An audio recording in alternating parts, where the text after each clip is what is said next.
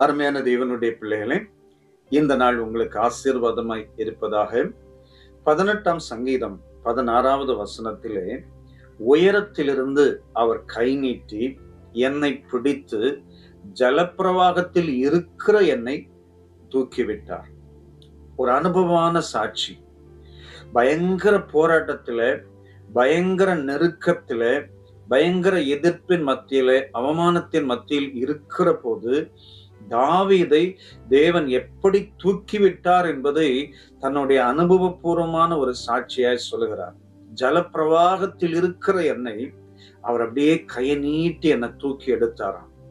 பாருங்கள், இந்த காலை நேரத்திலே உங்களை சுற்றிலும் ஜலப்பிரவாகம் போன்ற நிறைய பிரச்சனைகள், போராட்டங்கள், நிறைய சஞ்சலங்கள் உங்களை சூழ்ந்து இருக்கலாம்.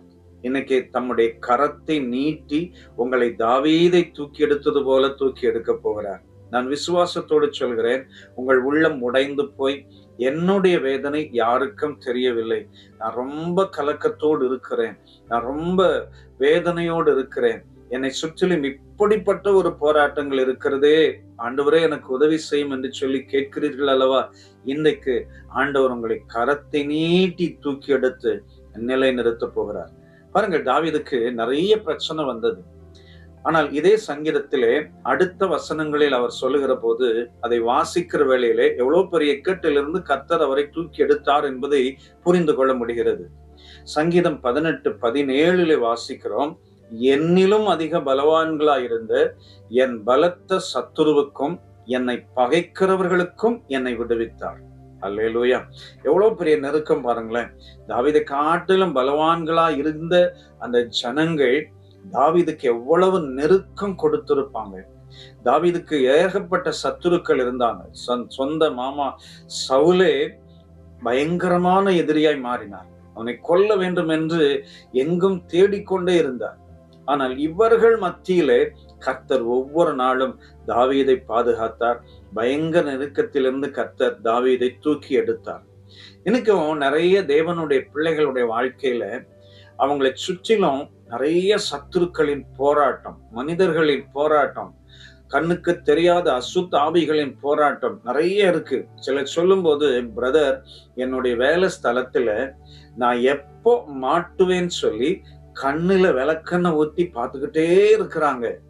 நான் ஏதாவது ஒரு சின்ன தப்பு பண்ணிட்டா அதை பெருசா மிகைப்படுத்தி சொல்லுவதற்கு என்னை சுற்றிலும் சத்துருக்கள் நிறைய இருக்கிறாங்க பிரதர். என்னை நிறைய பேர் பகைக்கிறாங்க பிரதர். நான் ஒவ்வொரு நாளும் வேலைக்கு போயிட்டு வரும்போது நான் ரொம்ப ஒரு போராட்டத்தை போராடிதான் வர வேண்டி இருக்கிறது அப்படின்னு சொல்லி நிறைய பேர் சொல்லுவாங்க. இன்னைக்கும் வேலை ஸ்தலத்துல மாத்திரம் இல்லை, பல சூழ்நிலைகளில உங்க பெயரை கெடுக்கிறதுக்கோ அல்லது மற்ற சூழ்நிலைக்கோ பயங்கரமான ஒரு போராட்டமா இருக்கலாம். நீங்கள் கவலைப்படாதிருங்கள். நீங்கள் ஜீவனுள்ள தேவனை ஆராதிக்கிற பிள்ளைகள், கர்த்தரையே நம்புகிற உங்கள் வாழ்க்கையிலே நிச்சயமா கர்த்தர் அந்த இடத்திலிருந்து தூக்கி எடுப்பார். தாவீதனுடைய நம்பிக்கையை பாருங்களேன், எப்படி ஆண்டவர் அந்த தாவீதனுடைய வாழ்க்கையை தூக்கி எடுத்தாராம்.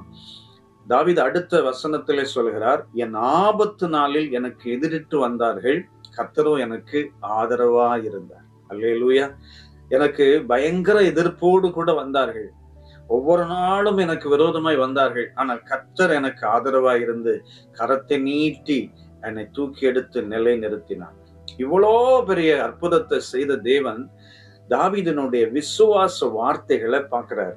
இதே சங்கீதத்தில 1, 2 ஆகிய வசனங்களை வாசிக்கும் போது, என் பலனாகிய கர்த்தாவை உம்மில் அன்பு கூறுவேன், கர்த்தரின் கன்மலையும் என் கோட்டையும் என் இரட்சகரும் என் தேவனும் நான் நம்பியிருக்கிற என் துருகமும் என் கேடகமும் என் இரட்சணிய கொம்பும் என் உயர்ந்த அடைக்கலமுமாயிருக்கிறேன்.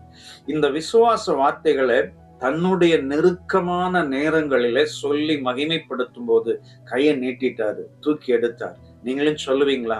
உங்க நெருக்கத்துல, உங்க போராட்டத்துல, என் பலனாகிய கர்த்தாவே உம்மில் அன்பு கூறுவேன், நீர் என் அடைக்கலம், கோட்டை, நான் நம்பி இருக்கிறவர், என் இரட்சணிய கன்மலை, என் உயர்ந்த கொம்பு, இப்படிலாம் சொல்லுவீங்களா? நீங்க சொல்ல சொல்ல கர்த்தர் அந்த விசுவாச வார்த்தைகளை பார்த்து உங்களை தூக்கி எடுத்து நிலை நிறுத்துவார். சோர்ந்து போகாதிருங்கள். உங்கள் நம்பிக்கை தேவன் மேல் இருக்கட்டும். விசுவாச வார்த்தைகளை பேசுங்கள்.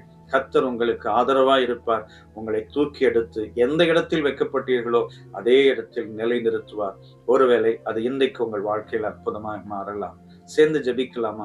அன்பு நிறைந்த பிதாவே, இயேசுவின் விலையேற பெற்ற நாமத்தினாலே தாவீதின் வாழ்க்கையில் நெருக்கங்கள் உண்டான போது ஆண்டவரே, தாவீது உம்மை சார்ந்து கொண்டதினாலே, உம்மை துதித்ததினாலே, உம்மை மகிமைப்படுத்தினதினாலே அவருக்கு விரோதமாய் இந்த சத்துருக்கள், அவருக்கு விரோதமாக வந்த பகைகர்கள், ஆண்டவரே, அவருக்கு விரோதமாக இந்த எதிர்ப்புகளின் மத்தியிலே அவரை தூக்கி எடுத்து நிலை நிறுத்தினீர். உம்முடைய பிள்ளைகளுக்கும் அப்படியே செய்வீராக. இயேசு இரட்சகர் நாமத்தில் வேண்டுகிறோம் பிதாவே. Amen. Amen. God bless you. Amen.